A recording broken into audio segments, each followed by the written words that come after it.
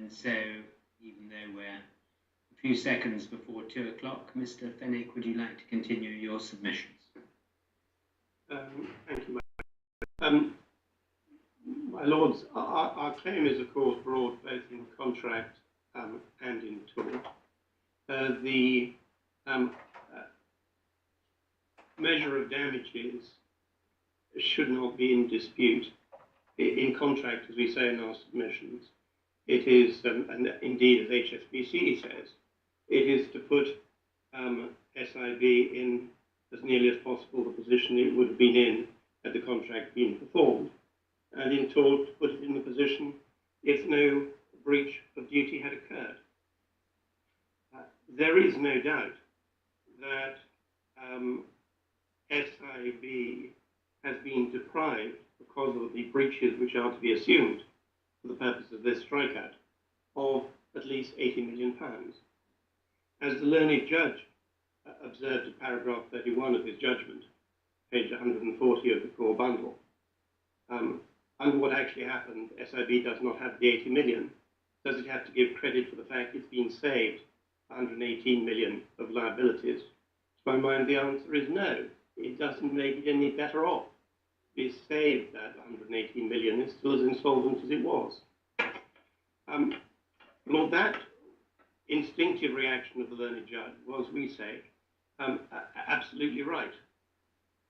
The assessment of damages is a straightforward task, subject to issues of remoteness and scope of duty arguments, none of which are relevant here, because there is a straightforward claim for the money which was directly lost.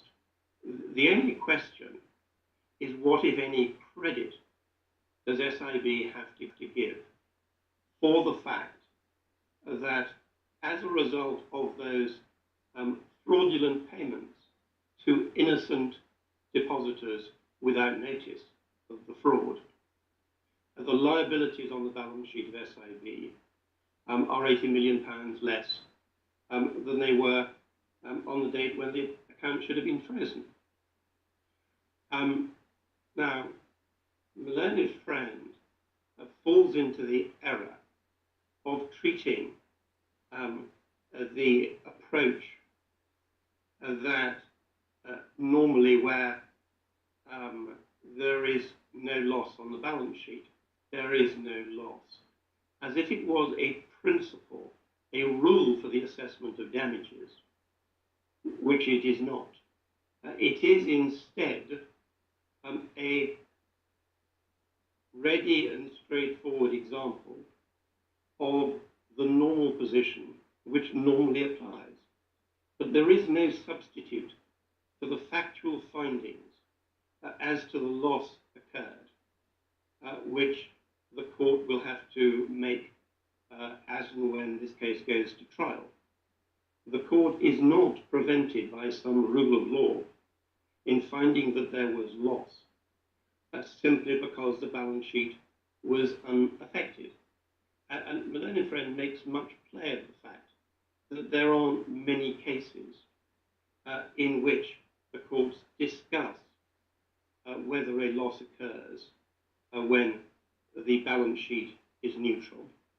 And most of the cases are, as she rightly identifies, cases of directors' breach of duties to the company. There is, of course, only one case which even begins to go her way, which is Nugee. It's the only case on which she relies. The reason is that courts are generally astute to identify what the position is. And the fact that in many cases the loss which is suffered can be termed consequential loss arising out of the breach does not mean that if you aren't claiming consequential loss but the direct loss, somehow the claim is a bad one. The reason that in most cases where a company is solvent, the balance sheet test will be sufficient to show that the claimant has gained a benefit equal to the loss it has suffered, is because generally, it will make no difference to the ability of the company to trade. It will make no difference to the assets available to the shareholders on a solvent dissolution. But it's not necessarily the case. Where a company is cash poor, the unauthorized payment of an admitted liability may well cause loss if that liability would, in the ordinary course, have only been discharged some months later. It may lead to increased overdraft charges, need to pay fees for additional borrowing, or it may prevent the company acquiring stock in trade and leading it to suffer loss. Those are all the losses. But you're not claiming any of those. I'm not claiming any of those. But it shows that there is no principle that the balance sheet neutrality prevents loss from occurring. Now, when a company is insolvent, the position is almost always that an unauthorized payment away of the kind which occurs in a Quinscare breach will cause loss to the company. It's true that the creditors are reduced by the same amount as the cash in the bank. But as is common ground, the company's duty at that point is to the creditors rather than to the shareholders, whose interests are subordinated to those of the creditors. So if you have a reduction of £80 million in the funds available to the company, whether to the directors or to the liquidators, as a result of breach of duty, then those funds which could be used to rescue the company, to recover monies wrongfully paid away, or to distribute to the creditors, are lost to the company. Why is this not ignoring the separate corporate personality of the company? I mean, we've known since Salomon and Salomon that the company has a separate legal personality to its incorporators and its shareholders.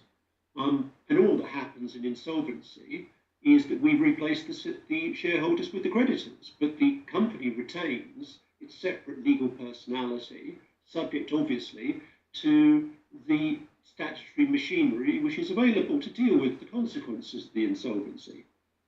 It doesn't improve the position of the creditors. It doesn't improve the position of the creditors. What the effect of these breaches is to cause harm to the company and to the tasks of the liquidators or directors. If £80 million, which was in the bank, is not there, then on any common sense test, the company has lost the use of that £80 million. It would be entitled to use that £80 million to rescue the business, to pursue creditors, or to make distributions. But it is deprived of £80 million.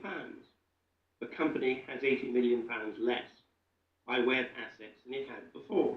Your assumption, if I may say so, Mr. Fenwick, is that the company can continue, which is at odds with your premise, which is that the company is insolvent and cannot continue. So the company hasn't lost anything because the company is in a position where it ought not to be trading, it ought not to be doing anything with the money at all, it ought to be putting itself into immediate winding up. And so you can't have it both ways. You can't say this is a separate rule that applies to a company that is insolvent as opposed to a company that is solvent.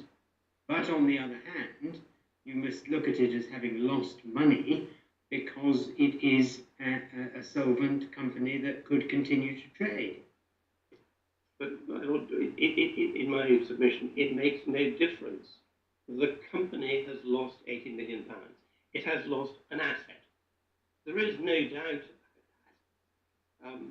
The only question is, what has it obtained in exchange for which it must give credit. If it were solvent, then it may very well be that it would have to give credit for the reduction in its creditors because it no longer has to pay those creditors. That is not the position in a company which is insolvent. It's still a company, even if insolvent. It still has the right to those assets. The obligation of the company through its liquidators, once it is insolvent, is not to pay the liabilities in full, because it doesn't have the means to do so, but it has a liability to make a pari passu distribution to the creditors. So it makes no sense in such a company to say the liquidator has lost nothing, because although there is £80 million less in the bank account, there is a lower theoretical liability. The liquidator is not interested, and the company is not interested in the fact that it has so much less by way of creditors. The only thing which is relevant to the company in that situation is that the company no longer has the obligation to make a pari passu distribution to £80 million worth of creditors.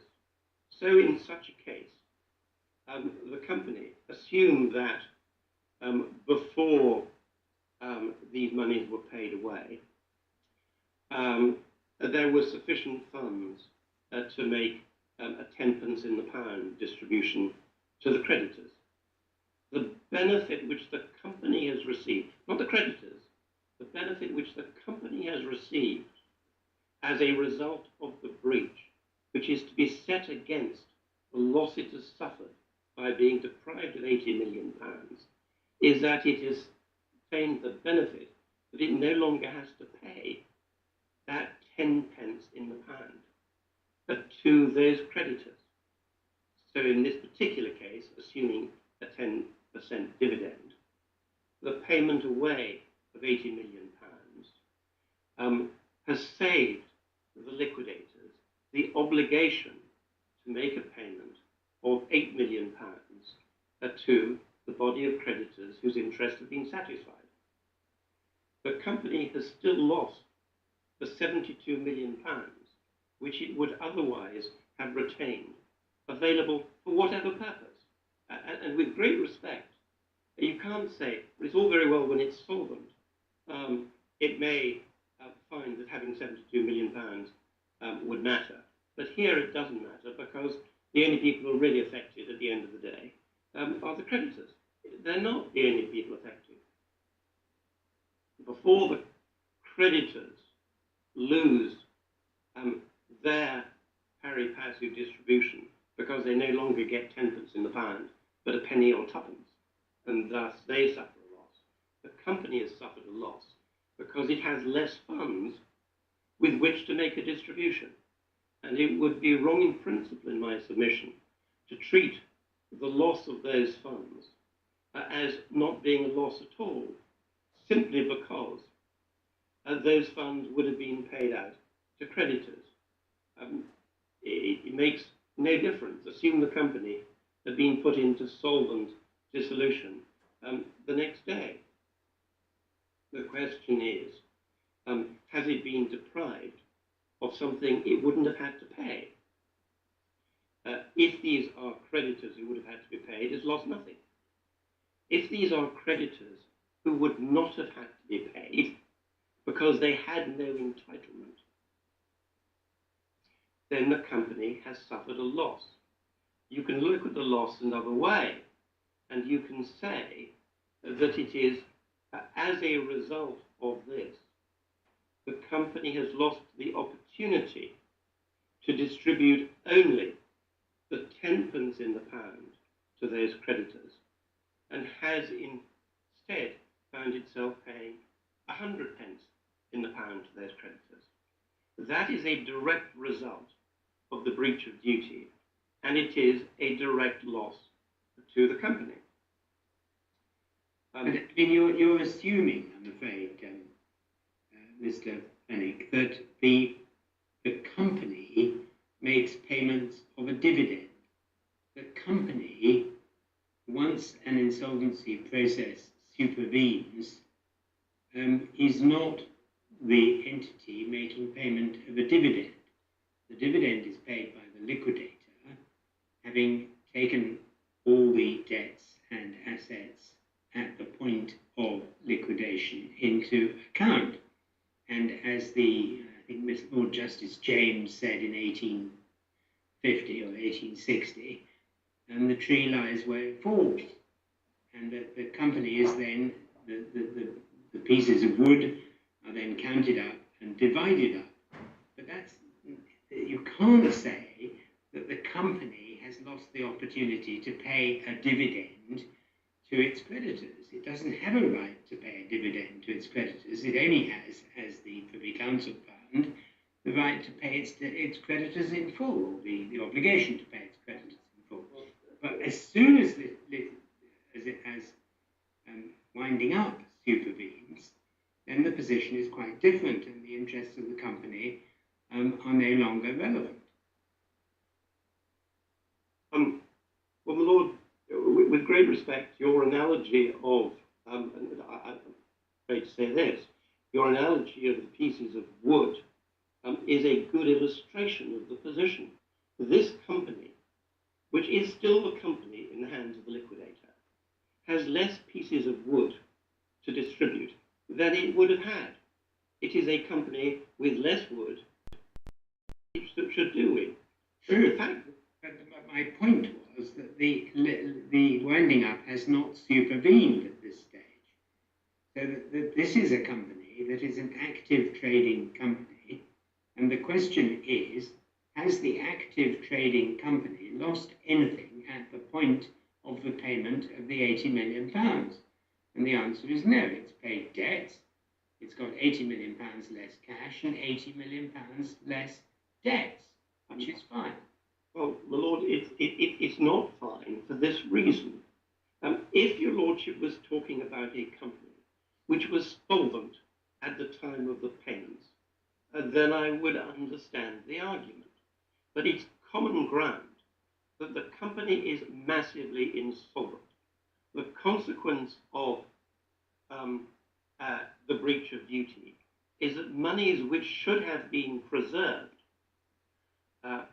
for distribution or for use by the liquidator and distribution to the creditors has been dissipated because Can I just give you the answer to that, Mr. Fenwick, and I will shut up after that. But the answer is that it's not the bank's duty to prevent the company continuing to trade whilst insolvent.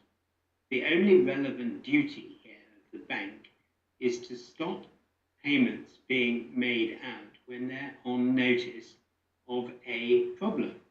And therefore, the insolvency or lack of insolvency is A, presumptively unknown to the bank, and B, irrelevant to the breach of duty and the loss sustained.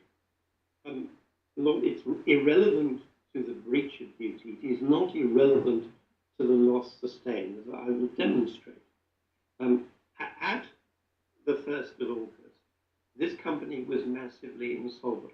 Had Mr. Stanford not been in fraudulent breach of his fiduciary duty to the company, it would have been placed into liquidation. As a result, the payments which were made, which the Privy Council held, that deposited not on notice of the insolvency, were entitled to retain, would not have been made. Those payments would have been preserved in the company and would have remained available to the liquidator.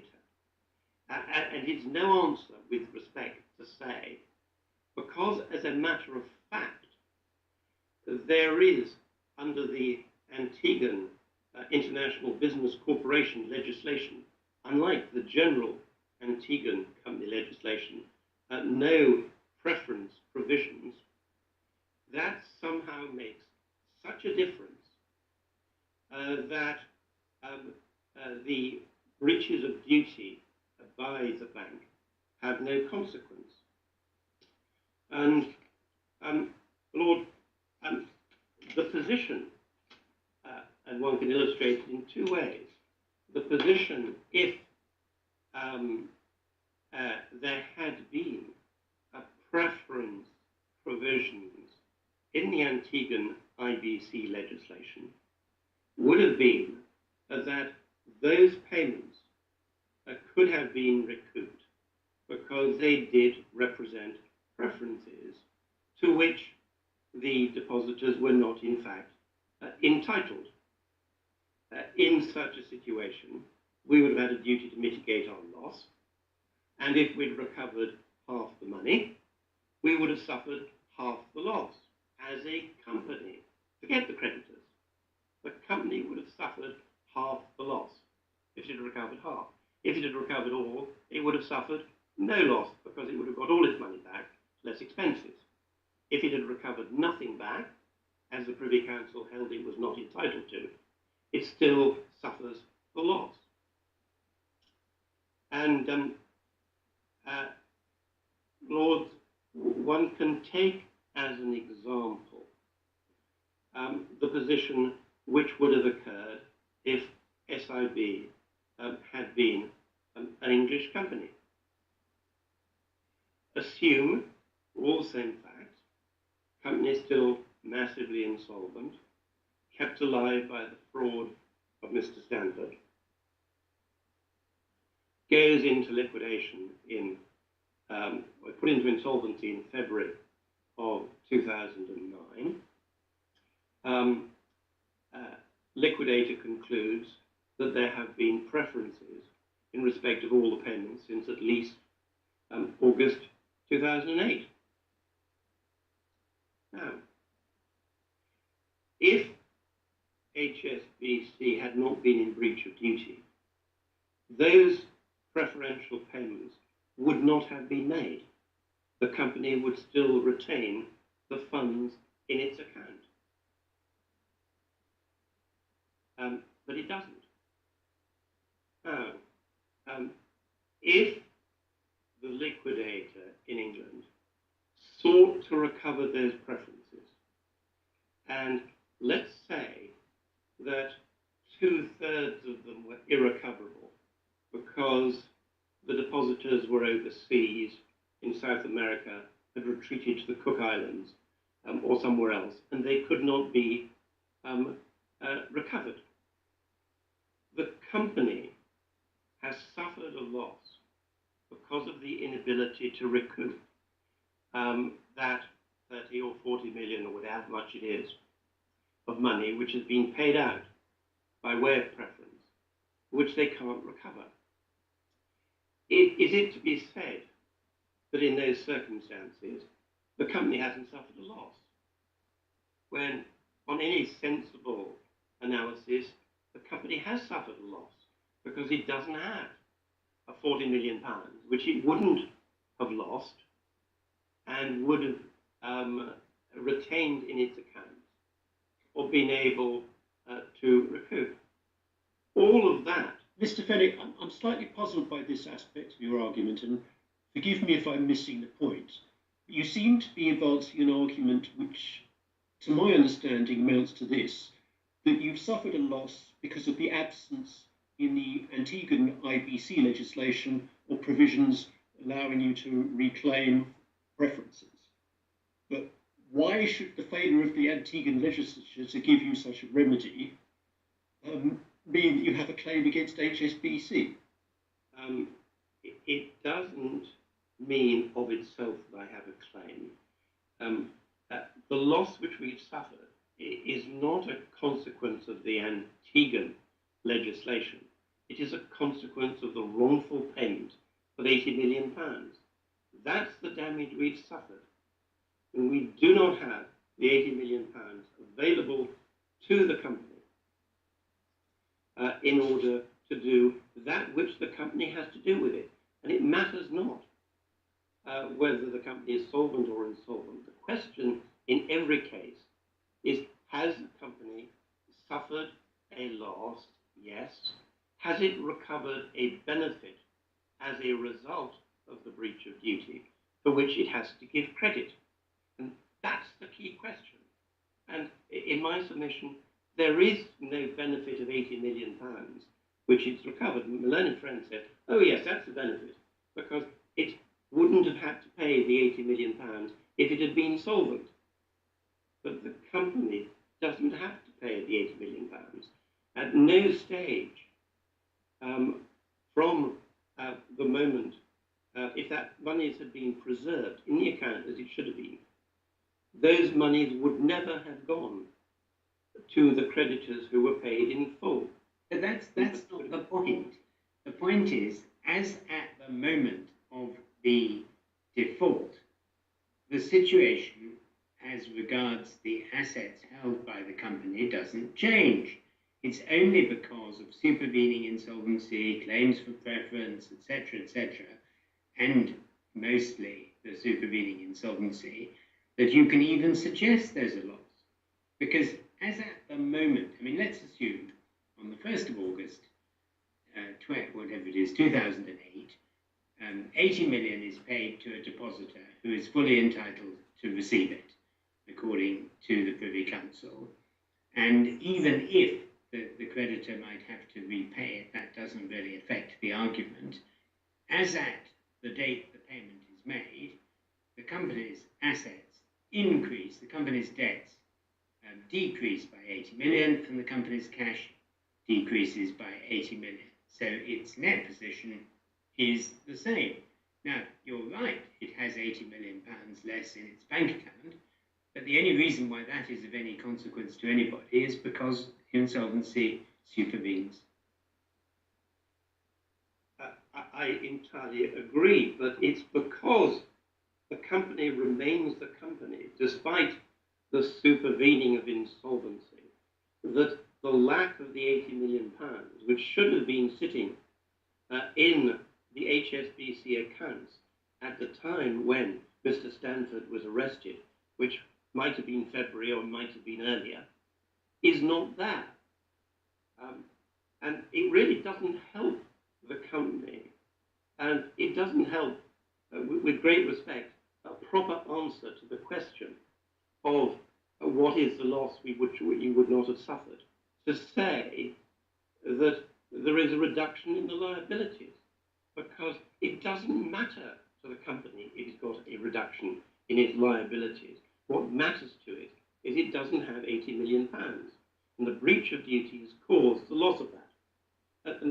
I'm sorry to interrupt you, but why does it matter? Because what you're assuming is the insolvency, but you should be looking at what the position would be if it had not paid the 80 million pounds.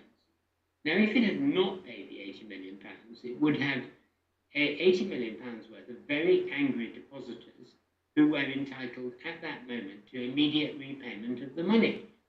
And so it does help it, if you want to put it that way, not to have the additional 80 million pounds of debts to people immediately entitled to the money.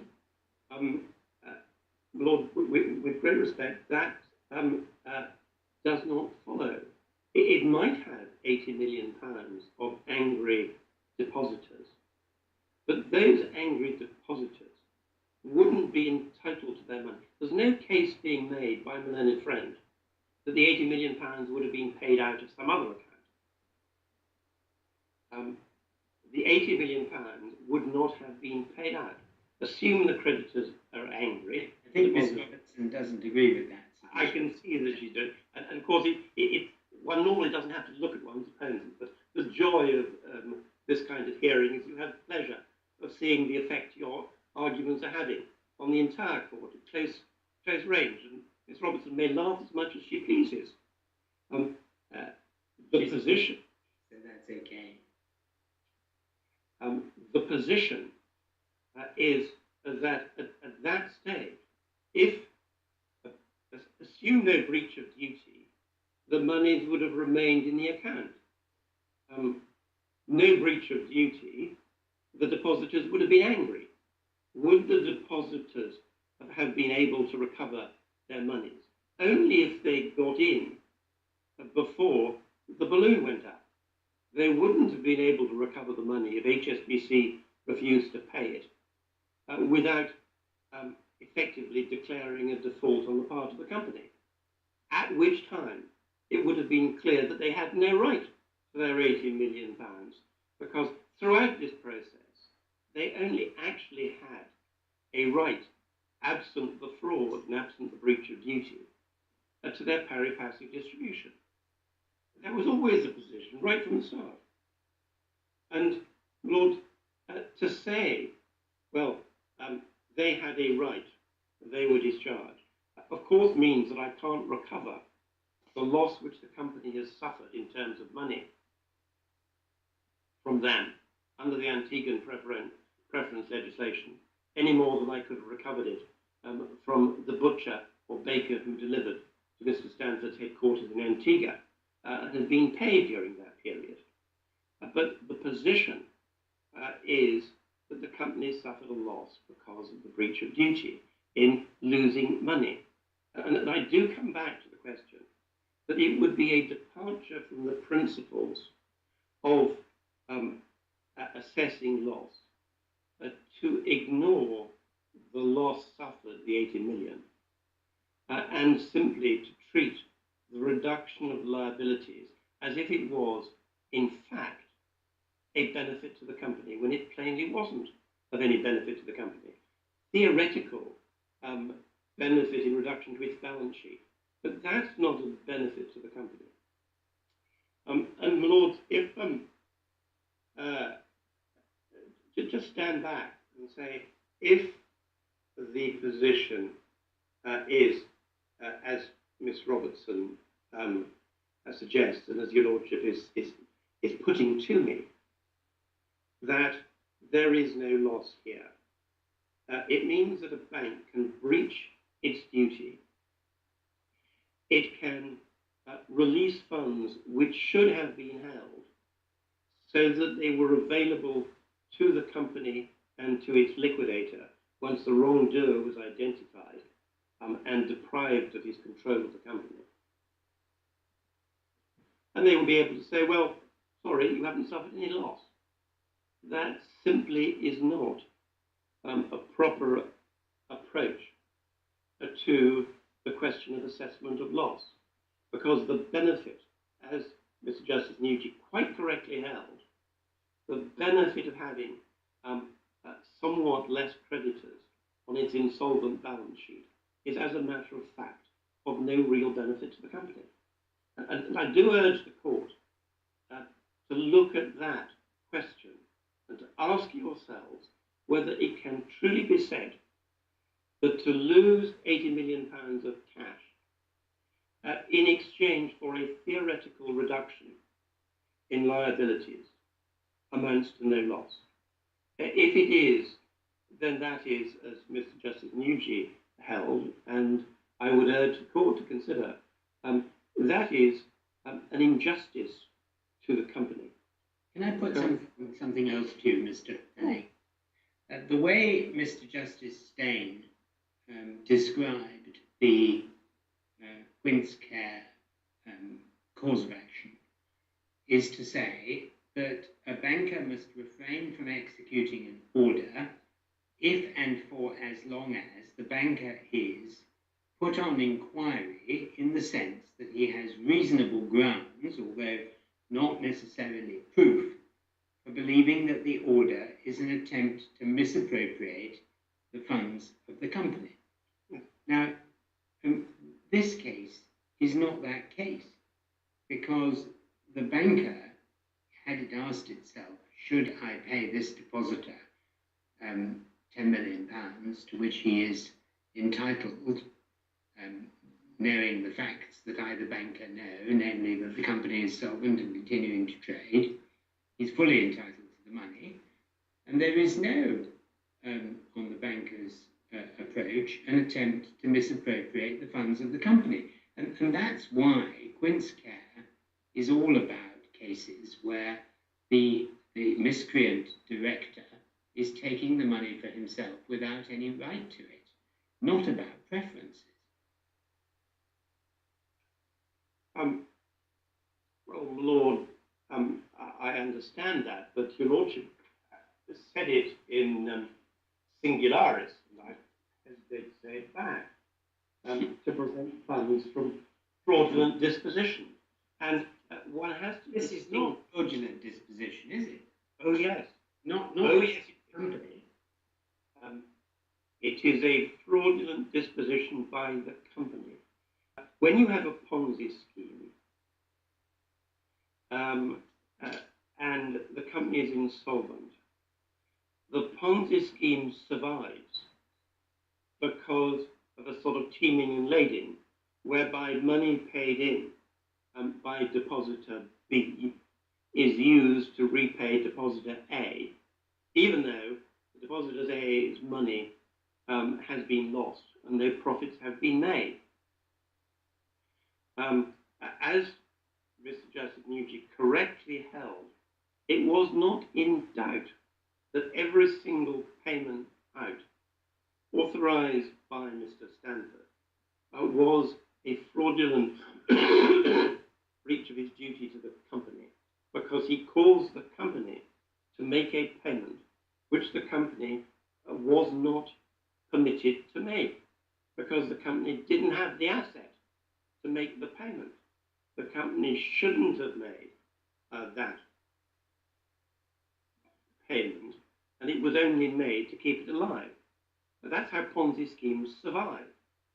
And the consequence of allowing Mr. Stanford to continue to use the funds of one investor to satisfy the demands of another, when there was in truth no money to pay, either in full, is a breach of duty by the company.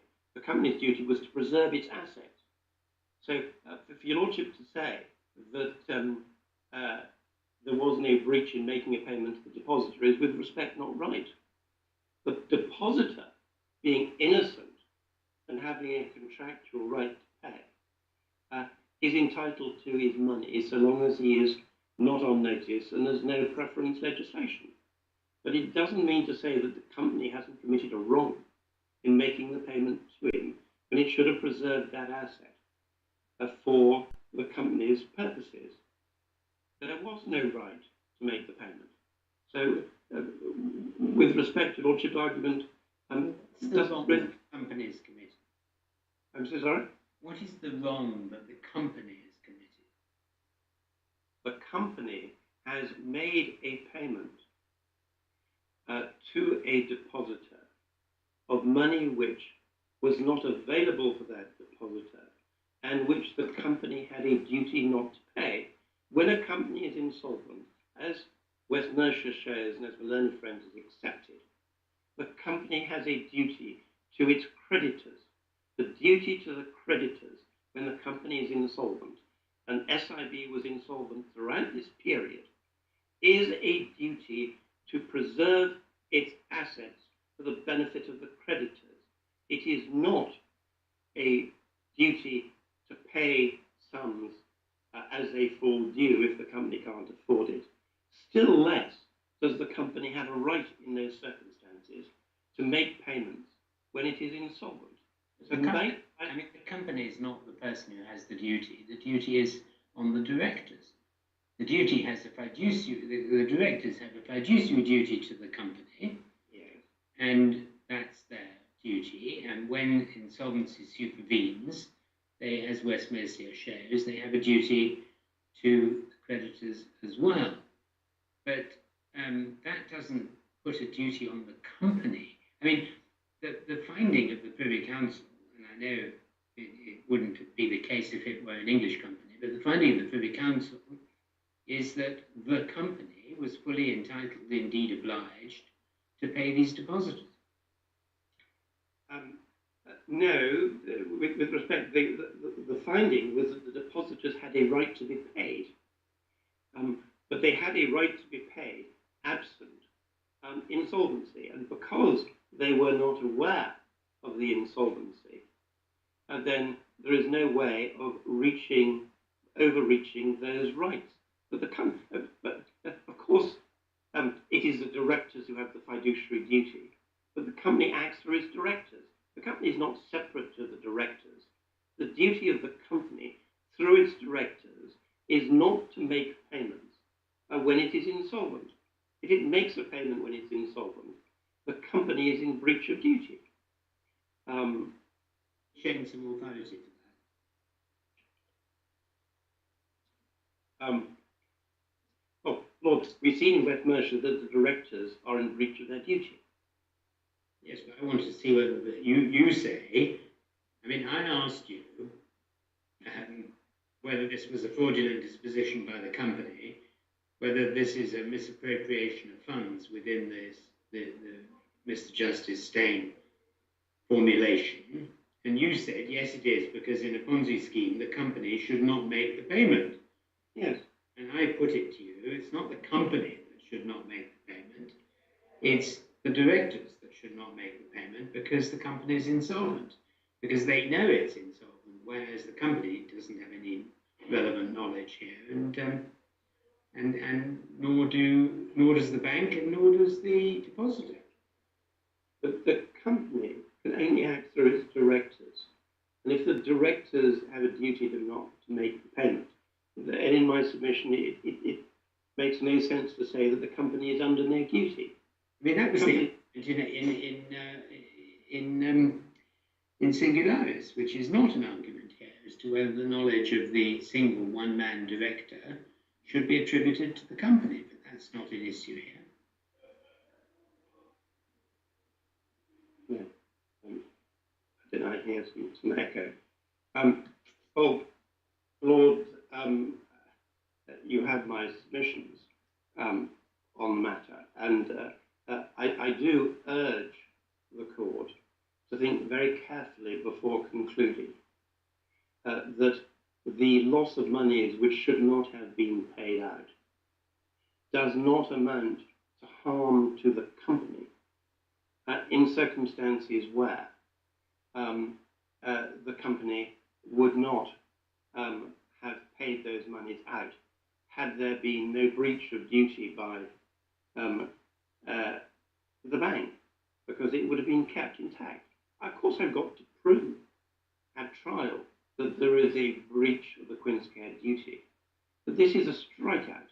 And for your lordships to allow the appeal and say that there is no loss here would be to say that there is no arguable case that losing £80 million, which should have been available to the company all the way through from the moment that the account should have been frozen, is not a loss, simply because on paper the company is not worth less because its creditors have reduced, appears, with great respect, to be a gross injustice, which is not consistent with the proper application of the rule to determine the loss which the company has suffered, which it would not have suffered.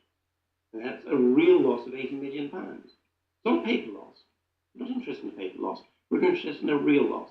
What if, Mr. Fenwick, what if the payment had not been to a depositor, but to pay the electricity bill on the premises in Antigua?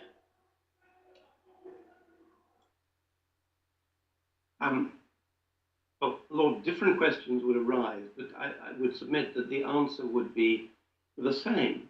The £80 million would still have been there, unless the electricity company had some kind of right of priority. Then they would have been in exactly the same position as the depositors. That is to say, they would only be entitled to a rateable proportion of the debt. But all that's a factual analysis. And we're dealing here with a factual analysis of loss, not a rule of law which says that if your balance sheet's unaffected, you suffered no loss. And that's what Ms. Robertson is saying. She's saying, yes, there's a loss to the creditors, but because the balance sheet's intact, that loss doesn't matter. What I find hard to understand is I know we may be going round in circles now, but this will be the last question, but is you cannot say that from the bank's point of view, it could regard the payment of the electricity bill every month as a misappropriation of the company's funds, and therefore a breach of the Quint's Care duty, sounding in that amount, without saying the bank ought to have known of the insolvency, which, as I understand it, you don't say. Well, Lord, that may be to raise an argument which hasn't been raised against me, because I can see there might be an interesting debate at trial as to whether the scope of duty, which is a duty to stop payments when the suspicion arises, only extends to protecting the customer from losses which arose as a result of the matters which should have given them pause. And so, therefore, electricity bills are outside the scope of duty. That's not what we're dealing with here. We're dealing with a question of, in principle, whether the making of payments which should not have been made and which the learned judge has accepted, and this court is not asked to overrule, has accepted that the payments were made by breach of Mr. Stanford's fiduciary duty and should not have been made. To say that the bank which should have stopped, if the duty is to stop payments and freeze the accounts, then the bank is liable for the consequences of failing to freeze the accounts. And if that failure results in a diminution of the assets of £80 million, then unless and until it can be demonstrated that there is a matching benefit, and I use the word benefit carefully, then there is a loss. And with great respect, the reduction in liabilities of an insolvent company of £80 million is not a benefit to the tune of £80 million in any real world where justice is properly applied. And I started by saying there's no rule of law which says you must assess damages based on the balance sheet. I end on the same basis, that in these circumstances, one has to do the fact-finding inquiry which the judge has to make. Now, your lordships may be sceptical. I can read the lips and hear the words as to whether we can establish that as a loss.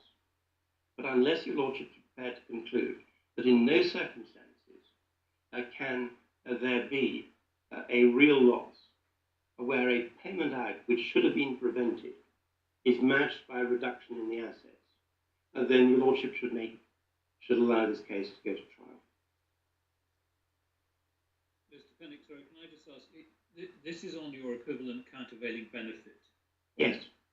Is it, or is it either or, that the company would then have had more money to pay to the creditors, or, that the company would not have had to pay the 80 million, but whatever the distribution ultimately proves to be?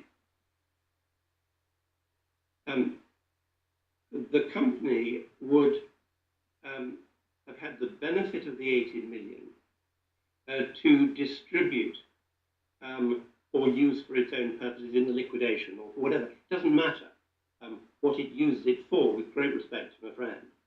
If it survives to be distributed and isn't spent on litigation, then it survives to be distributed.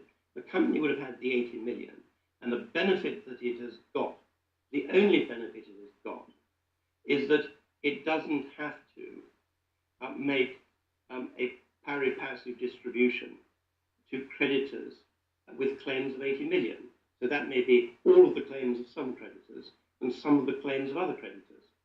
That's the benefit it has recovered or obtained as a result of the breach.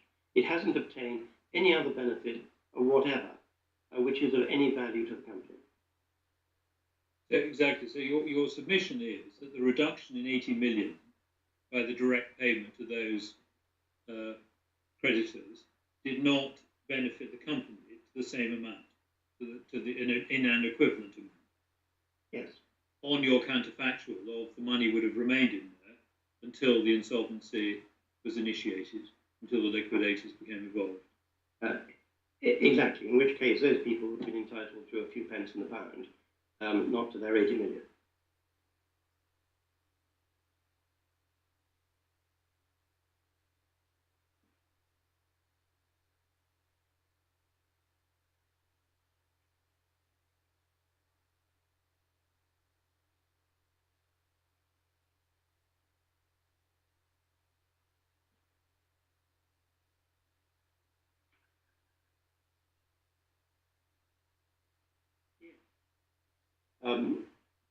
Well, I'm just having my gown tugged electronically, so may I just look and see what the tug said before I move on? It's a lovely thought, having your gown tugged electronically. Well, it's one has to do, particularly when the screen freezes, so you can't actually see what you're being asked to do. Take it. Thank you. Ah, yes.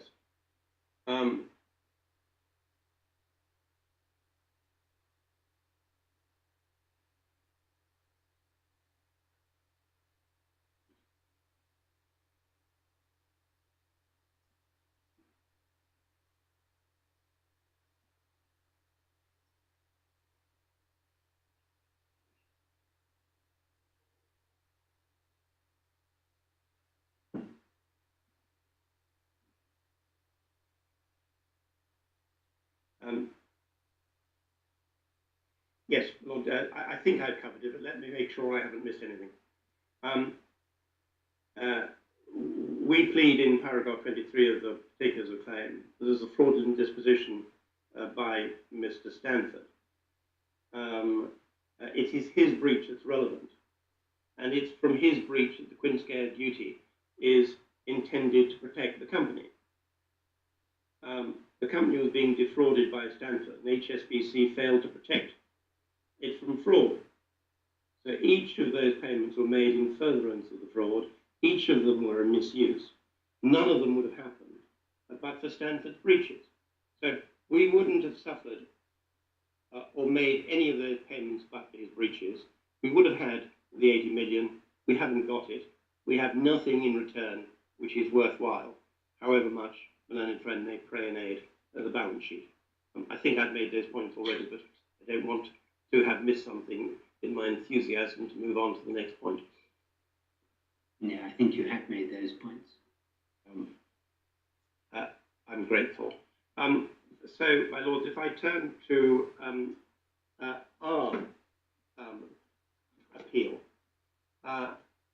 and again, we set out in our skeleton argument all the tests with which your lordships are only too well aware of the care which a court should give before striking out a claim on the basis that is unarguable, particularly where the matter is fact sensitive, and particularly where we are in a developing area of law.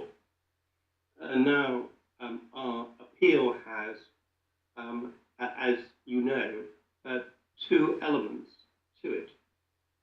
The first is that it was premature to strike out a claim based on dishonest assistance, accessory liability, where before disclosure had been made and analysed, it was not possible for SIB to identify which, if any, individuals had the dishonest knowledge that it seeks to attribute to the company by way of vicarious liability. That is a freestanding ground of appeal. At the time of the hearing before Mr. Justice Nugee, there had been no disclosure. Indeed, he had stayed the case before disclosure took place. So disclosure, which had been agreed by HSBC to include issues relevant to the dishonest assistance claim, had not been provided.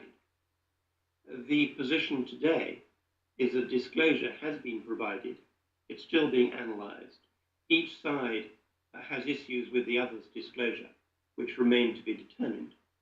And it is not as yet clear whether my client will be in a position to make a plea of dishonesty against any one or more individuals of dishonest assistance. There are pleas of dishonest conduct, but there are as yet no pleas of dishonest assistance against any particular individual. And in my submission, it is right that SIB has taken that cautious approach.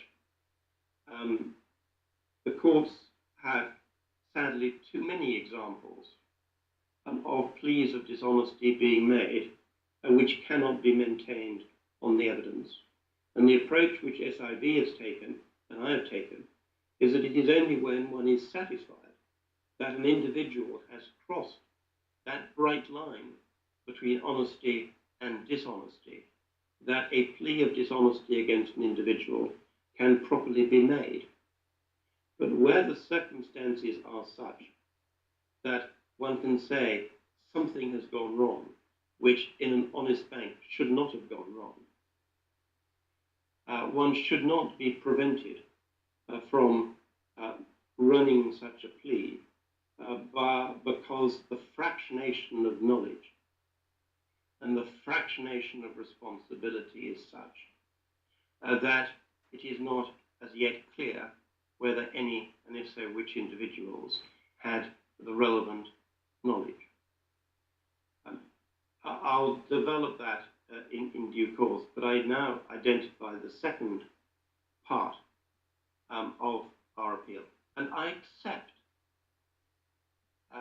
that there is no case as yet in England and Wales in which a court has concluded that accessory liability is to be imposed on a company, however serious its defaults, in circumstances where no such liability can be identified, or no such dishonesty can be identified on the part of an individual. But our contention is that when one analyzes the authorities, there is sufficient scope for a court to conclude that a company which misconducts itself in the way in which we have pleaded that HSBC has misconducted itself can escape liability simply because the effect of its conduct and its culture of indifference and its reckless attitude to its duties has meant that no particular individual had sufficient knowledge to be put on notice. And it is contentious. It is something which in our submission is fact-specific and which needs to be determined at a trial. But it is not so bad a plea that we should not be permitted to run it to trial. Mr. Fenwick, you introduced your second point by describing it as a claim for accessory liability. Could you just help me on this? To what primary liability do you say HSBC was relevantly an accessory?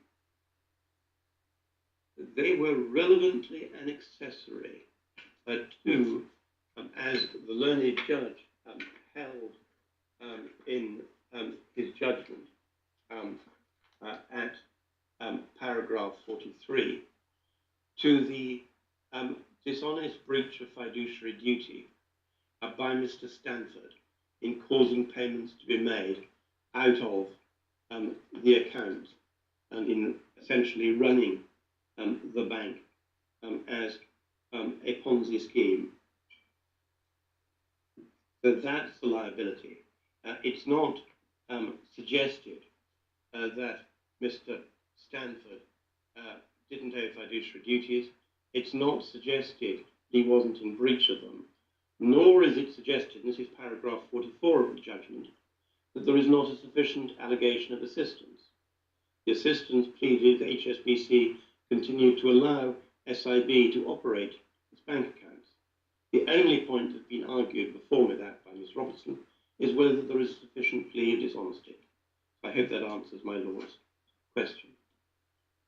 My Lord, if we, what I propose to do before coming to the arguments on the facts of the case is to look at some passages within the learned judge's judgment and then to go in a little bit of detail to the authorities. If we can pick up the judgment, which is in, I think I'm told the electronic bundle has moved on to, which I wasn't aware of. I have it at page 143, paragraph 44 of the core. It may be in 145 in the electronic bundles. And if the court could confirm whether I've got that page difference right, I'll remember it for future reference. I'm looking at it, unfortunately, in a separate copy, but I'm sure you're close enough, Mr. Fenwick, for the time being. That's very helpful. Now, having made the points I've just identified at paragraphs 43 and 44, and noted our caution and cautious approach, he then goes on to say, it's quite plain, that dishonest assistance needs dishonesty, nothing else less will do. We'll have a look at that, because I accept that that's what the authorities say. And then at 47, he says, equally, I was shown a number of citations which make it entirely clear that the current English law is that one cannot aggregate two innocent minds to make a dishonest whole. And of course, I accept that. It's no part of my case that simply because A knew one thing and B knew another, and if either of them knew both, then they would have been dishonest. And that in itself is sufficient to make the company vicariously liable for them, guilty of dishonest assistance. That's not my case. The case that the learned judge refers to is a case of alleged fraudulent misrepresentation. And as we will see when we look at the cases, all of the cases are about individuals, because it's usually where there is an individual who is said to have been dishonest that the principle of accessory liability is engaged. Having referred to Armstrong and Strain and Greenridge, he goes on and a passing reference to an interesting New Zealand authority. He goes on to paragraph 50. So proceed on the basis it's not possible to make out a case of fraud against a person or against a corporate entity by saying there are two agents or agent principal, one of the two knew something, the other knew something else. Put them together, same knowledge was held by the same person, there would have been a knowing fraud or dishonesty. And he says it again in paragraph 51, although no single one of them is dishonest, somehow the corporate entity is dishonest. And he says it again at 52. And at at 55, he then refers to it as a claim resting on the aggregation of knowledge. Now, I accept that where you are simply dealing with knowledge held by two individuals, and that is all, you cannot use either the principal or principal and agent or the corporate vicarious liability for the officers and servants of the company to aggregate that knowledge and say that as a result there is dishonesty on the part of the company. But that, with respect, is not the way we have pleaded or the way we've argued and do argue the case.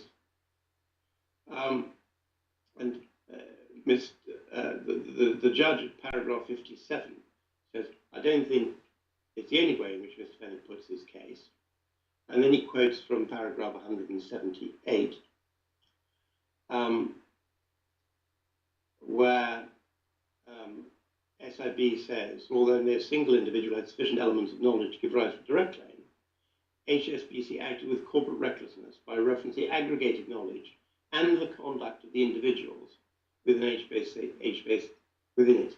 HSBC was reckless, neither knew nor cared, thereby turned a blind eye to whether SIB was being run dishonestly. And we'll look at a little while at some of the detail which he passes over. And the question, is corporate recklessness sufficient to amount to dishonesty? And he looks at Darien Peak and recklessness. And he says at the bottom of the page, I don't think one can transpose the words of Lord Herschel dealing with deceit, a talk which depends on fraudulent misrepresentation, into a generalized allegation. If one doesn't know or care about something, one is dishonest in relation to it.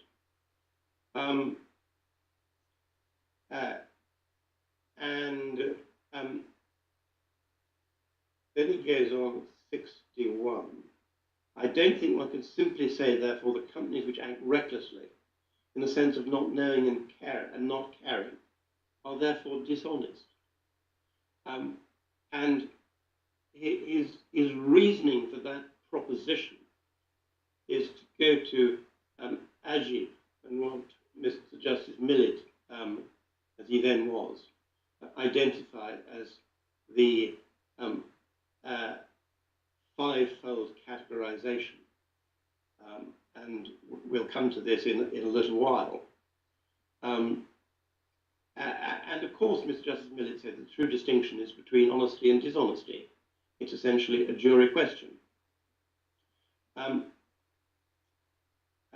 If a man doesn't draw the obvious inferences or make the obvious inquiries, the question is, why not? If it's happened because someone foolish who didn't suspect wrongdoing, and his suspicions are laid, that's one thing. If he did suspect wrongdoing, yet failed to make inquiries because he didn't want to know, because he regards as none of his business, that's quite another. Such conduct is dishonest. Those who are guilty of it cannot complain. If for the purpose of civil liability, they're treated as if they had actual knowledge. Now that's the first element of my argument, as we will see, which is that it's not enough simply to say the absence of knowledge, aggregated or individual, means that there is no dishonesty. Dishonesty is a question, a jury question, looked at, as we will see from the authorities, against all of the facts. And he then says this at 62. The same applies to a company such as HSBC, which doesn't ask questions, which would have revealed the nature of SIB's business being effectively massive fraud. The question is, why not? If it is because, however foolishly, they didn't suspect wrongdoing, not dishonest, doesn't it just say they ignored their own policies? Doesn't it just say they developed an ingrained culture of failing to obtain knowledge? What the learned judge goes on to say is simply being very bad at what you should be doing is not dishonest. That I accept. Negligence is not dishonesty. But when you say you have a company which ignores its own policy and allows to develop an ingrained culture of failing to obtain knowledge, then the court, in my submission, is entitled to and should go on to consider whether, looked at overall, that is sufficient to bring HSBC as a corporation within the concept of accessory liability. Can I ask you whether you accept paragraph 65 of the judge's judgment, and whether, if it's right that you didn't plead that, you can't plead that at the moment?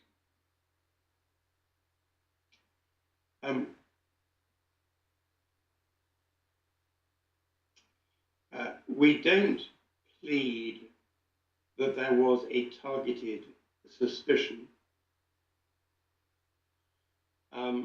because in order to do so, we would have to identify factual knowledge of an individual, which we cannot do. But do I accept that we couldn't plead it? I have to accept that where we don't have an individual with targeted suspicion, I can't plead suspicion, because suspicion is something which only an individual can do. But it's not only an individual who can be reckless, it is not only an individual which can consciously follow a course of action in which it doesn't ask questions, can proceed in a way which allows accounts to be managed in a way which they know that it shouldn't be managed. Because each of those things can be signs of dishonesty or turning a blind eye, recklessness within the company. Can I just ask a question there? Because the way you put that does strongly seem to suggest your case is truly one of corporate dishonesty, which is in no way dependent upon dishonesty of individuals. The second way I put my case is that corporate dishonesty does not require any one individual or more than one individual to be found to be dishonest. Of course, the first way I put my case on so far is that there is sufficient evidence suggesting that no honest person could have acted in the way the bank acted, that it is reasonable for us to plead it until we can establish whether we have a personal claim or not. Now, Lords, in my submission, as we will see when we look at the authorities, the judge's approach focuses to the exclusion, we would respectfully say, of all else, on the question of whether or not an individual has a knowledge which makes their conduct dishonest. And he doesn't give sufficient weight to the question of whether the bank as a whole acted in a way which should attract accessory liability. Would it be a good place then to break for a few minutes, Mr. Fenwick, and we'll resume at 25 past 3. Yes, of course. Thank you.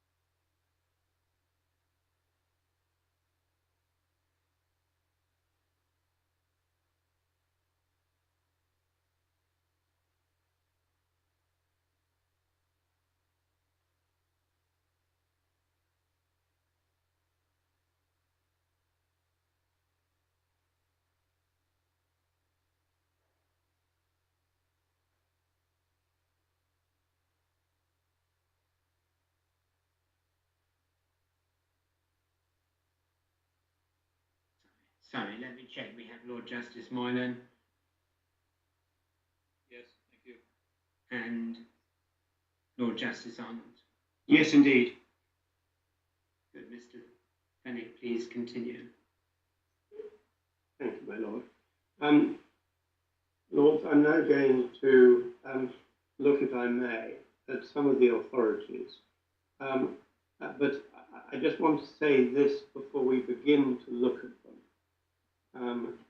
which is this, that most of the authorities have dealt with the position where what is in play is the state of mind of an individual. The accessory or tortfeasor is somebody who is an individual, and in respect of whom one has to assess whether there is sufficient knowledge and or conduct to amount to dishonesty or recklessness for the purposes of attributing accessory liability. The second thing I want to say is that when one looks at some of the authorities, and we'll see that right at the outset when we look at Armstrong and Strain, we're dealing not with accessory liability, but for the tort of deceit, which requires mens rea in the criminal sense. The third point I want to make is that the touchstone for liability is not the dishonesty in the criminal sense, as in the Queen against Gosh, despite the wrong turning, not as a result of my overzealous advocacy in Twin Sectra, whereby the court, through Lord Hutton, applied a test equal to Gauche and required mens rea in the sense of an awareness by the individual that he was doing wrong. The test for accessory liability is held to be an objective test, which is important when one looks at the authorities and then analyzes what it means in the case of a corporation.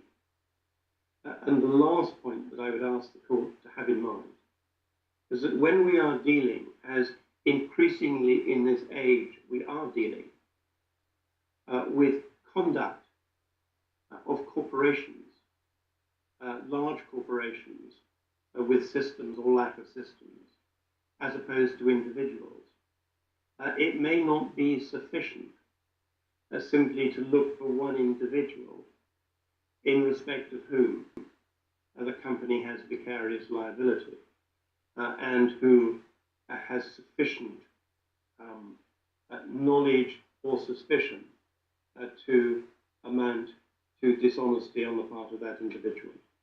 And we'll see the way the cases develop, and it will be my contention that the test of dishonesty is a pragmatic approach, which is appropriate in the case of individuals, but less appropriate when we come to the conduct of a corporation.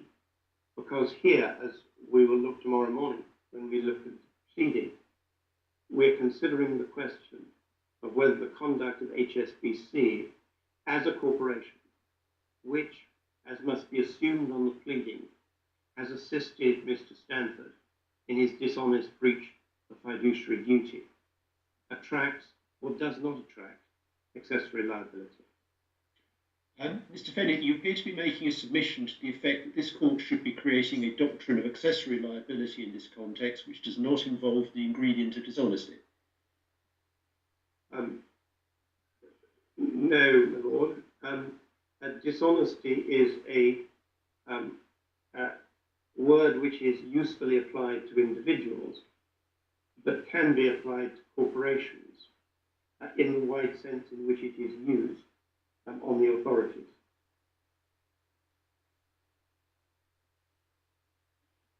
Well, Mr. Fenwick, that's a pretty unsatisfactory answer to my Lord's question.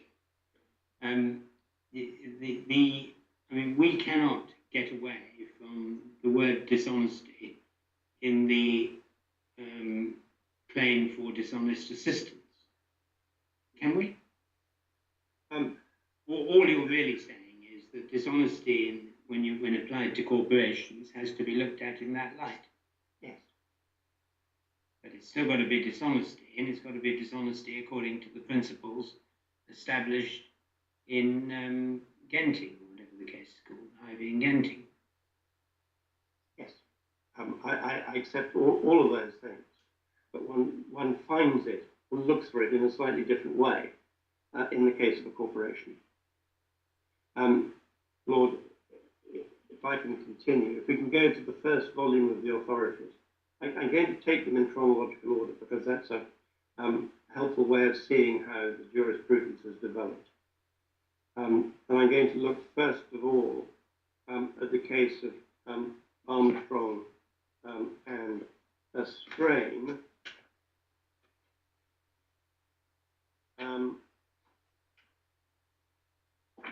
And if we can turn to page 24, which is internal page 857,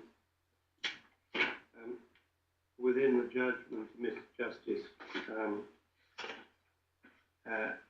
well, this is actually the head note, which summarizes about 6 lines down. A man may be said to know a fact when once he's been told it and pigeonholed it somewhere in his brain, where it's more or less accessible in case of need. In another sense of the word, a man knows a fact only when he's fully conscious of it. An action of deceit, there must be knowledge in the narrower sense of conscious knowledge. It's precisely that knowledge, whether it's called mens rea, a wicked mind or a dishonest purpose, which can never be present in the case of an innocent division of ingredients between principal and agent. There's no way of combining an innocent principal and agent so as to produce dishonesty.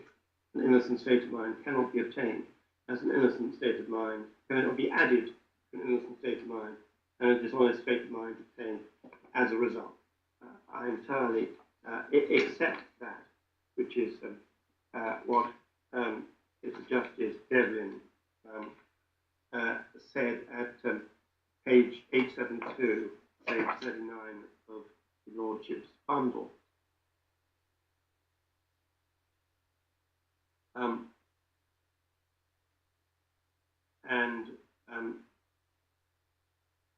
He says, precisely the conscious knowledge, mens rea, which can never be present in the case of an innocent division of ingredients.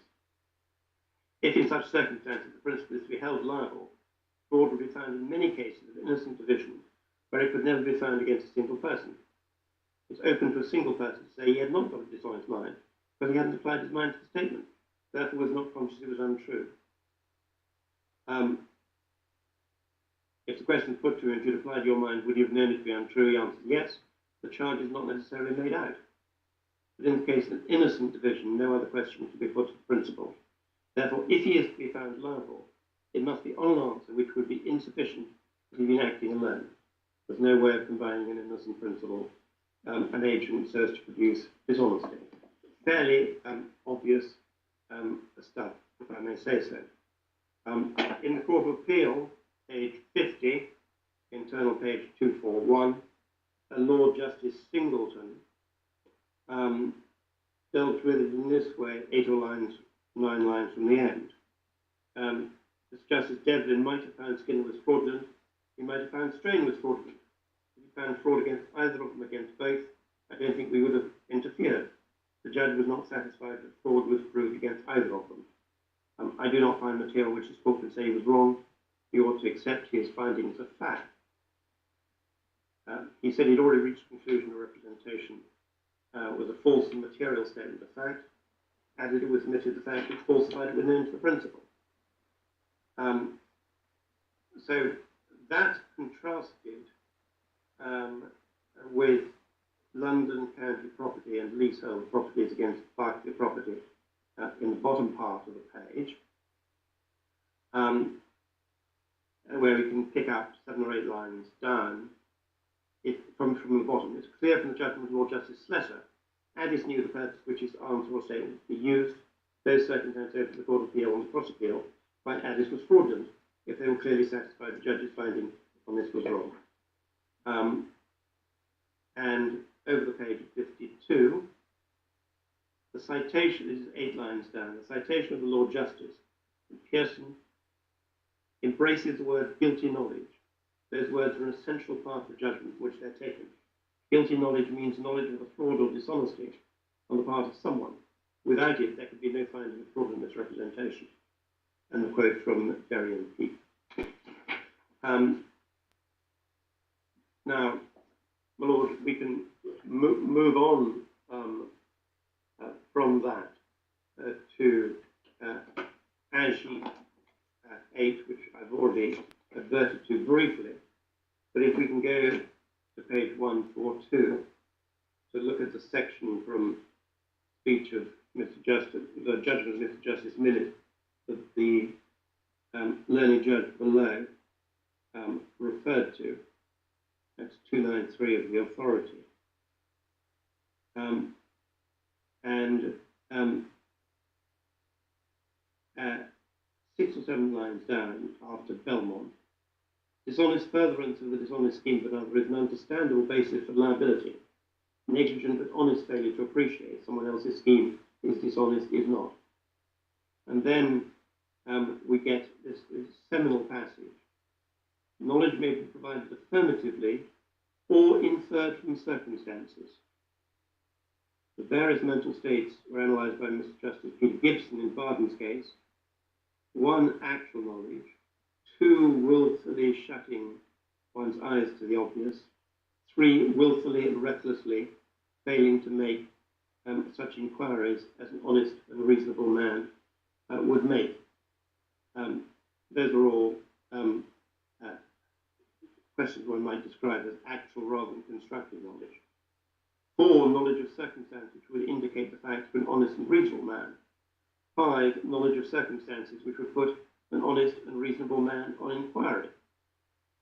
And then, having identified Mr. Justice Peter Gibson's division into actual and constructive knowledge, Mr. Justice Millett warns against over-refinement or a too ready assumption that categories 4 or 5 are necessarily cases of constructive notice and true distinction between honesty and dishonesty.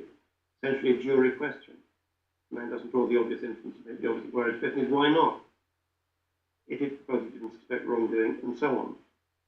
But if he did suspect wrongdoing, yet failed to make inquiries, but didn't want to know, regarded as none of his business, that's quite another.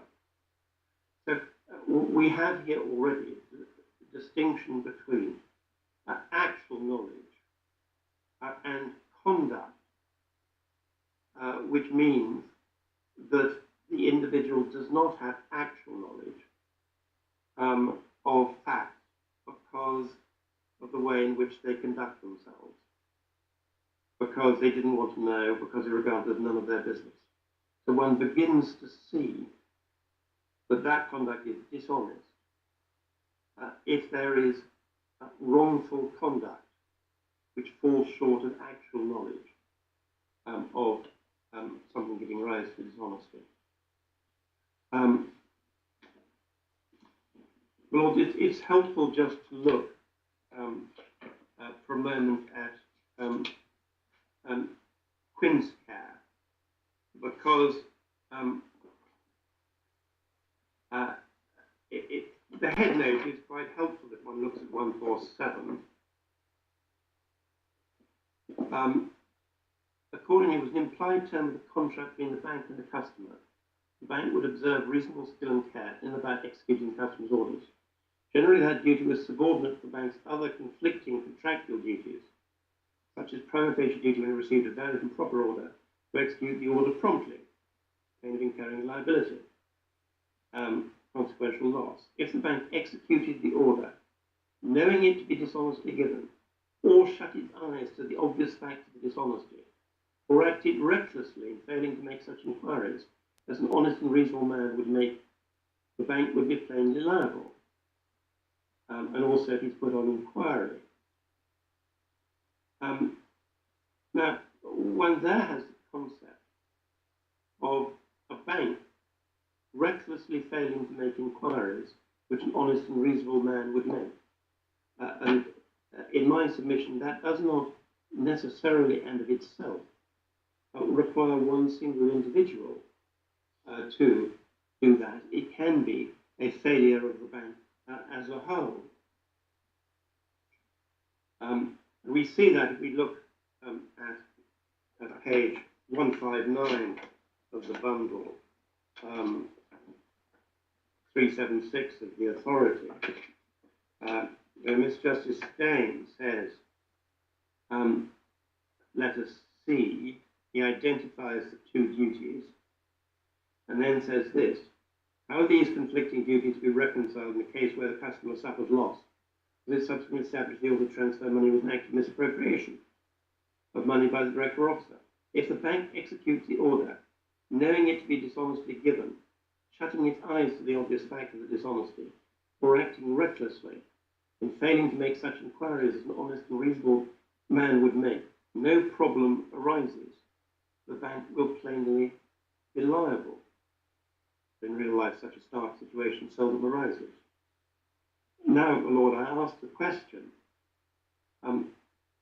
if the bank acts restlessly in failing to make inquiries, if the bank has a system whereby their employees are permitted or encouraged not to make inquiries of customers, and not to carry out due diligence on customers, not to exercise their KYC, and the bank does that recklessly, where is the need for an individual to be specifically responsible for that if collectively the bank acts recklessly and in that way dishonestly?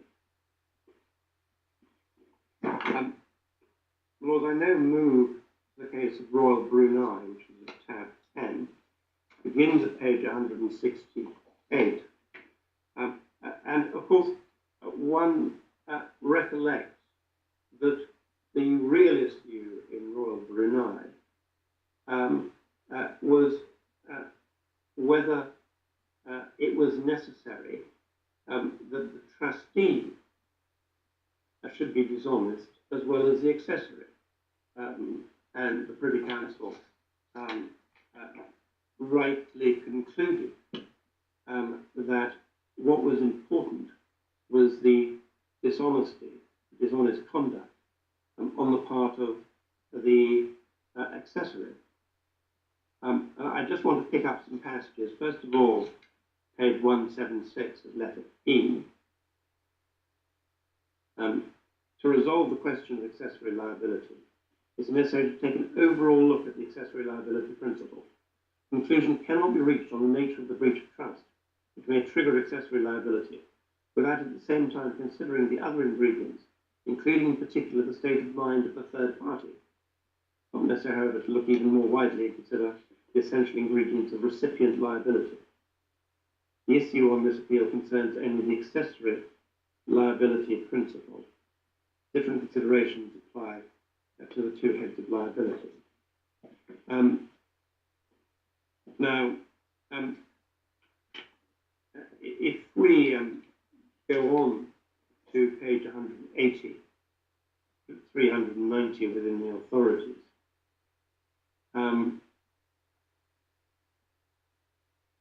just below letter E, the analysis of the position of the accessory, such as a solicitor who carries through the transaction for him, does not lead to such a simple, clear-cut answer in every case. He is required to act honestly, but what is required of an honest person in those circumstances? An honest person knows there is doubt. What does honesty require him to do? The only answer to this question lies in keeping in mind that honesty is an objective standard.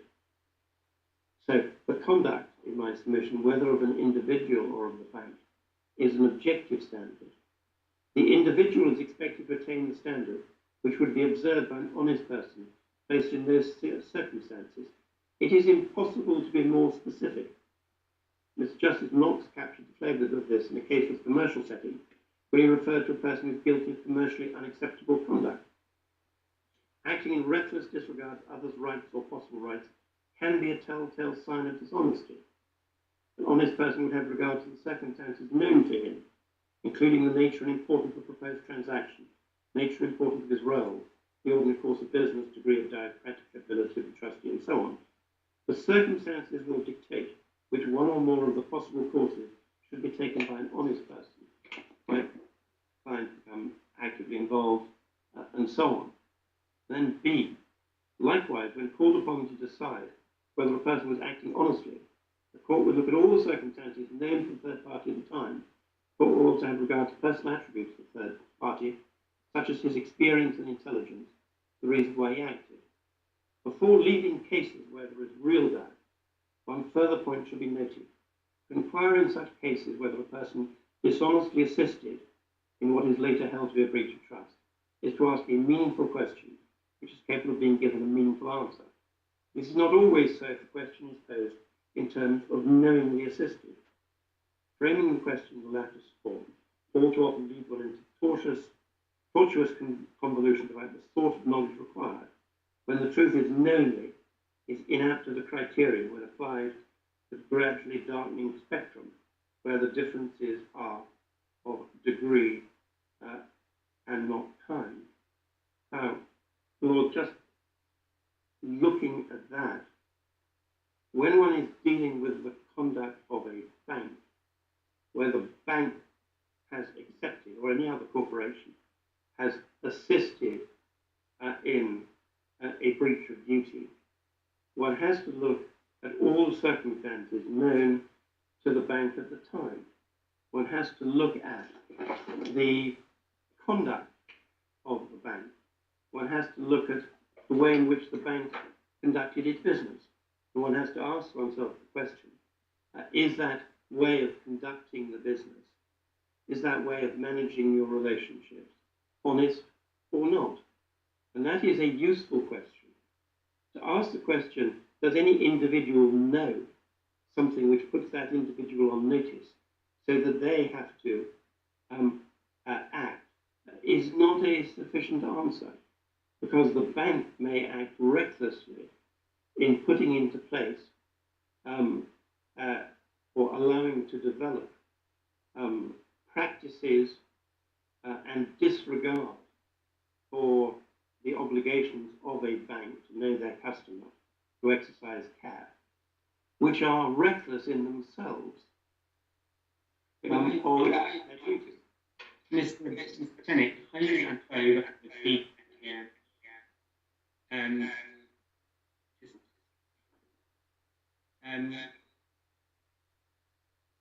don't know, maybe if you put yourself on mute for a second, you might reduce the feedback. That's, are you not really eliding the real question? Because you can't ask whether the conduct of the bank in all the circumstances was dishonest without asking also the question of what those who acted for the bank knew. And if you once accept, as you already have, that you can't put together knowledge of X with knowledge of Y to make knowledge of the bank, this doesn't really get you anywhere, does it? Lord, yes, with respect, because there is a distinction between mere knowledge of X and of Y, which together would make dishonesty, but doesn't because they're not aggregated.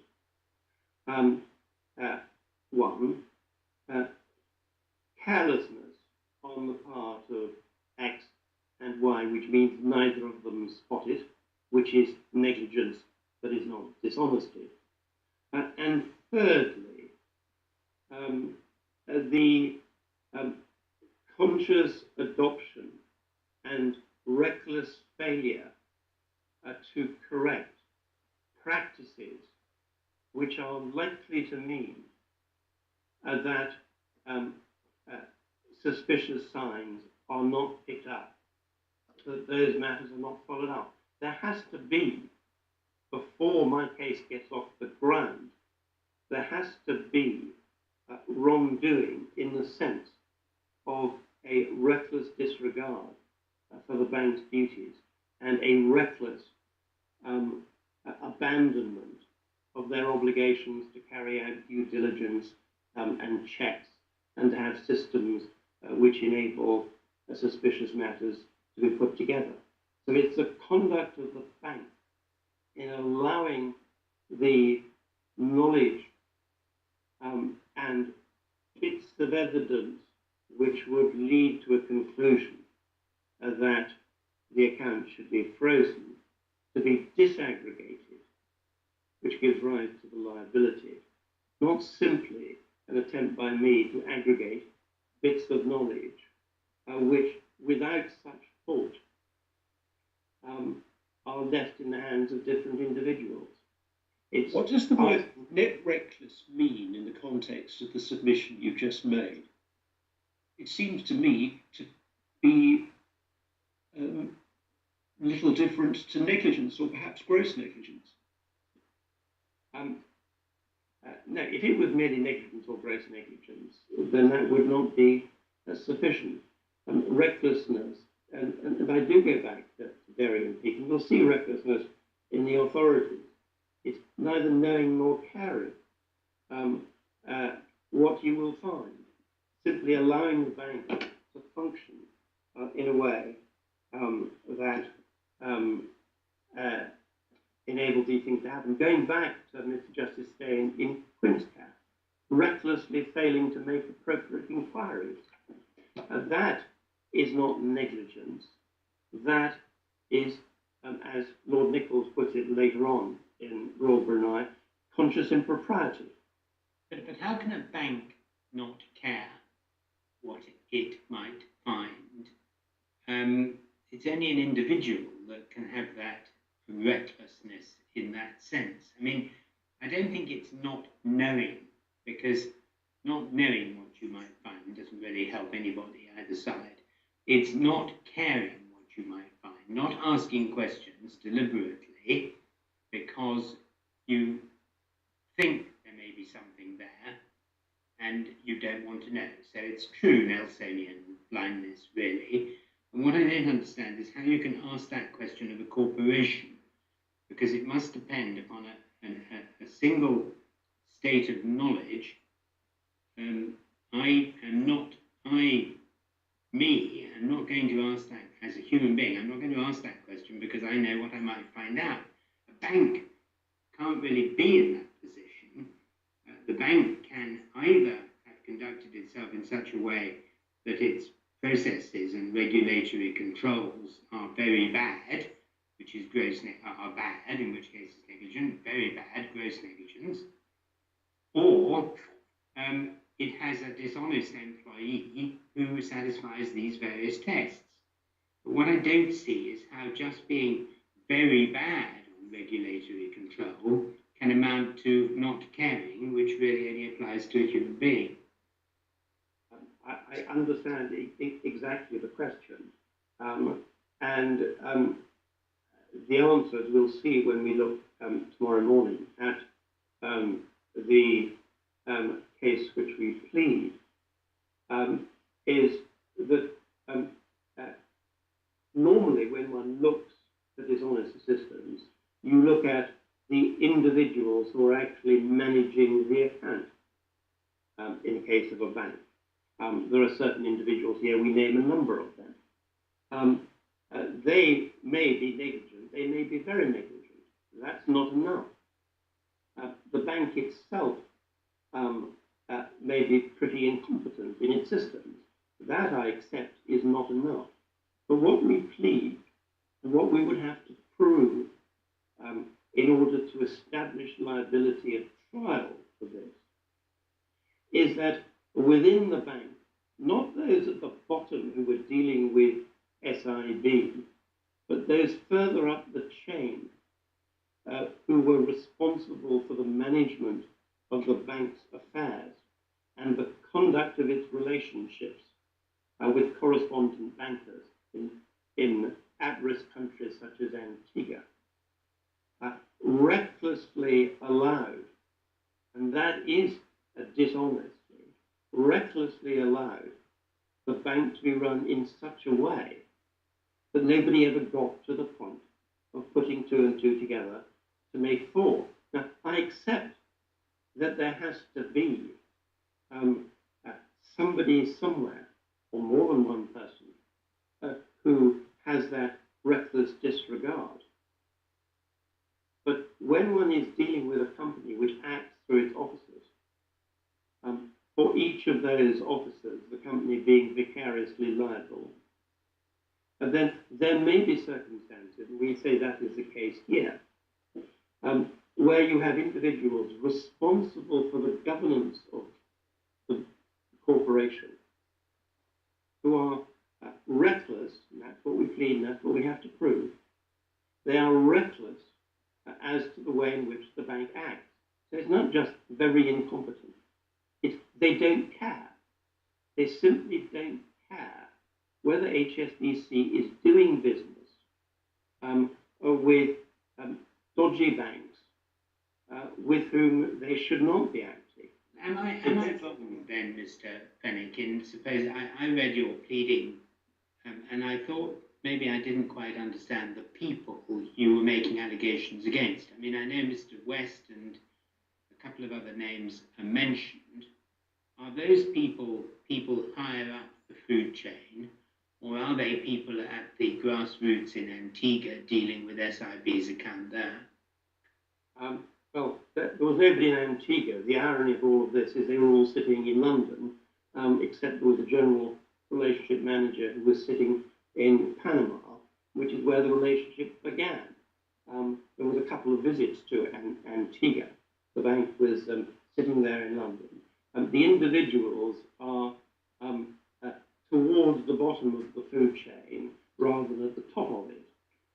But we say that the systems which were in place were so badly administered that when you look objectively, as we'll see the authorities require, at all the circumstances of the case, one said, even if we don't know whether it was the general director or the managing director or the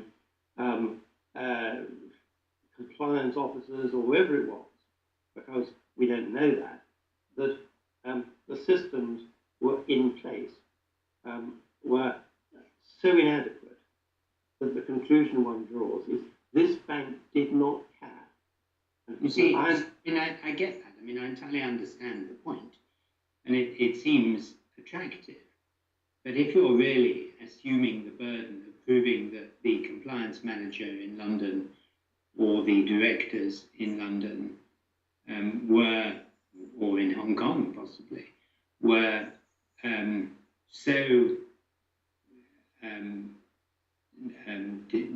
such breach of their duty that they didn't care whether the bank was undertaking dishonest transactions for dishonest people and Ponzi schemes. I mean, that's without having a name to even point a finger at this stage, you're miles away from pleading that, aren't you? And miles away from pleading any individual, yes. What we have pleaded is that when one looks objectively at the way in which this bank conducted its affairs and set up its systems in relation to the management of correspondent banking with banks such as and including SIB, so that all the warning signs which were available to the bank as a whole were simply unavailable to the individuals who had to make the decisions, then one can say that through its various agents for whom it's responsible, its approach to the management of this business was dishonestly reckless. And it should not be necessary when you're dealing with a corporation who can hide actual decision makers behind a fog of paperwork, and it was somebody else's job. One can look objectively at it and say, is this a case where the conduct of this bank was objectively so reckless as to be dishonest. And if we prove it, we do not need, in my submission, to identify an individual. If we can identify an individual, of course, that helps, and that's the first way in which we put our case on so far. But the second way we put our case is that we can succeed. We certainly have raised a tribal issue which should not be struck out at this stage. But even where you can't identify the individuals who are responsible for this reckless management of the company, corporation, may still be liable. But that's the point of this appeal, in the second way we put it.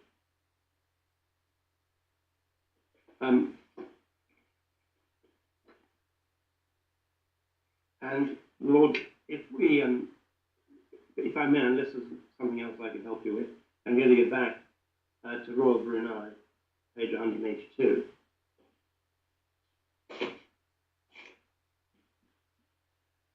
Where Lord Nichols says, it remains to be considered the position where third parties are acting for or dealing with dishonest trustees. In such cases, the trustees would have no claim against the third party. Trustees would suffer no loss by reason of the third party's failure to discover what's going on. That's a one-man band or an individual trustee. The question is whether in this type of situation, the third party owes the duty of care to the beneficiaries to, in effect, check a trustee is not misbehaving. The third party must act honestly. The question is whether that's enough. In agreement with the preponderant view, their lordships consider that dishonesty is an essential ingredient here. There may be cases where, in the light of a particular fact, third party will owe duty of care to beneficiaries. As a general proposition, beneficiaries can't reasonably expect all the world to owe them a duty to take care lest the trustees behaving dishonestly. Then we get these two passages. Mention must be made a suggestion the test is unconscionable conduct. Great chancery phrase. But not a word in everyday use for lawyers. If it just means no more than dishonesty, dishonesty is the preferable label. If unconscionable means something different, must be said it's not clear what that something different is. Now, Lord, the problem, if we go back to page 180, and letter F, which again led to the solution in Barlow Clouds as subsequently adopted in the later authorities. Honesty is an objective standard. The individual is expected to attain the standard which would be observed by an honest person. It's impossible to be more specific.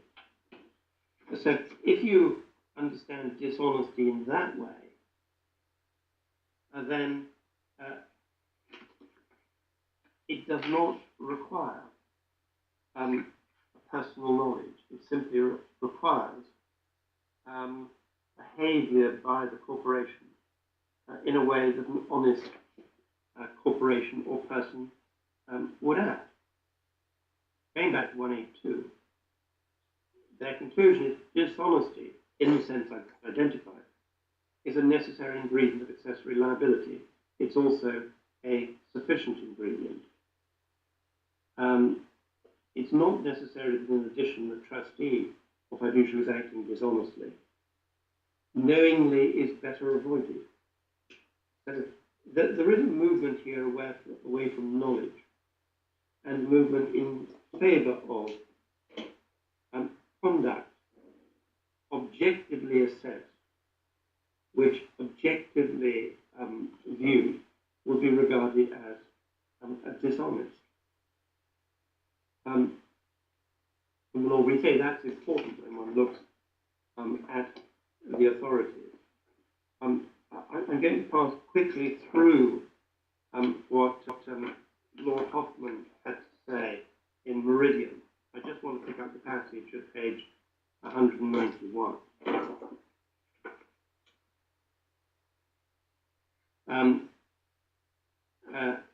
The company's primary rule of attribution, together with the general principle of agency, vicarious liability, and so forth, usually sufficient to enable one to determine its rights and obligations. In exceptional cases, they will not provide an answer. This will be the case when a rule of law, expressly or by implication, excludes attribution based on the general principle of agency or vicarious liability. For example, a rule may be stated in language primarily applicable to a natural person, requires some act or state of mind on the part of that person himself, as opposed to his servants or agents. Generally true of rules of criminal law, which often impose liability only for the actus reus and mens rea, to defend himself. How is such a rule to be applied to a company? One possibility the court may come to the conclusion the rule wasn't intended to apply to companies at all, a law which created an offence which the only penalty was community service. Another is the court might interpret the law as meaning to apply to a company on the basis of its primary rules of attribution, i.e. the act giving rise to liability was specifically authorised by a resolution of the board. Many cases which neither is satisfactory, which the court considers the law was intended to apply to companies, although it excludes ordinary vicarious liability, but insistence on the primary rule of attribution would in practice defeat that intention.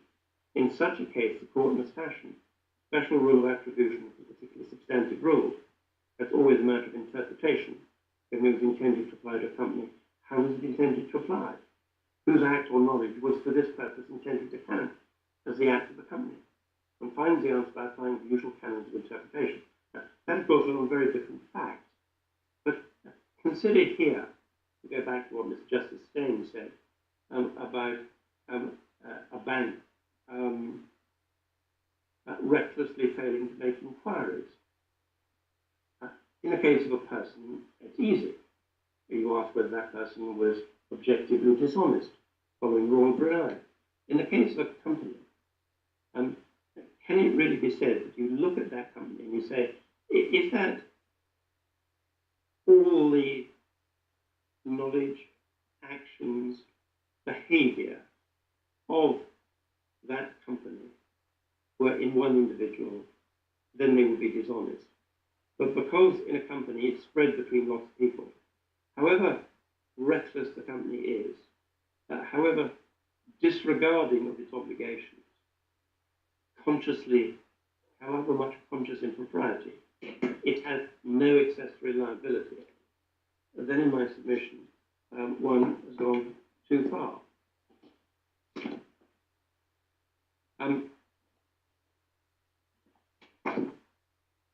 Lord, I think I can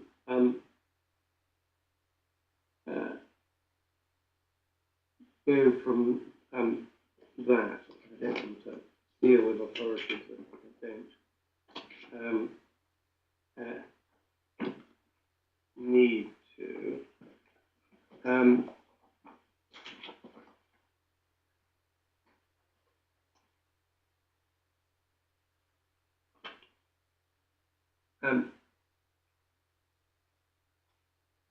If one looks at what Lord Scott has to say in Manifest Shipping, I can pick it up, tab 15, page 304.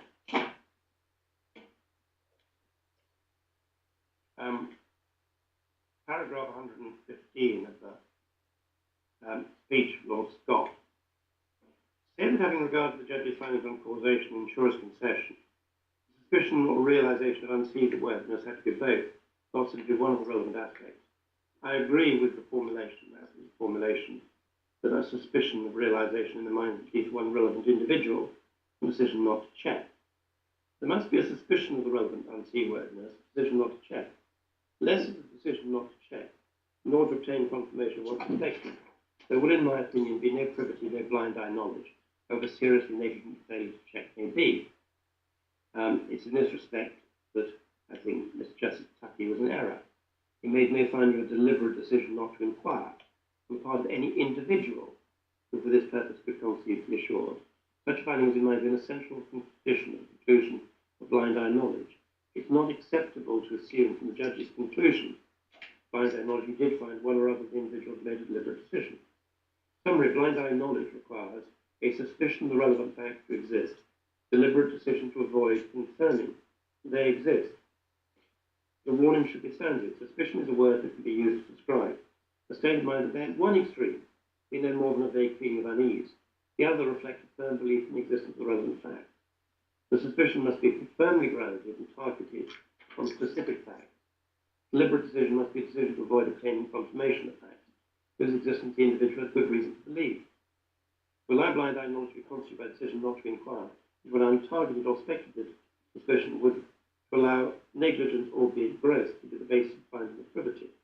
So I accept that, but what that is in my submission saying that when you have blind eye knowledge of an individual, then there has to be a decision to avoid obtaining confirmation of facts after a suspicion. But what of the case where the company has so ordered its affairs consciously that it knows that it's not going to be able to find the suspicion because it's fractionated the inquiries and responsibilities and knowledge between so many people? In my submission, in those circumstances, it is the fact of organizing the company's affairs in that way which gives rise to a conclusion of dishonesty sufficient to engage the accessory liability principle. Now, before you finish, is that expressed very clearly anywhere, for example, in your grounds of appeal, that is your case, that you go beyond thoughts got in manifest and say that this is a case where the company so arranged its affairs that nobody could ever be in the position of satisfying that test, and that is enough to satisfy it effectively? If I said that, I didn't quite say it right. I don't say that no individual could ever do so. I'm saying that they so arranged their affairs that it made it much more difficult for any individual to reach that conclusion. So the wrongdoing is not the failure of the individual so much as the failure of the system. But I will show you Lordship tomorrow, insofar as I can, exactly where we put that. I have the point in mind.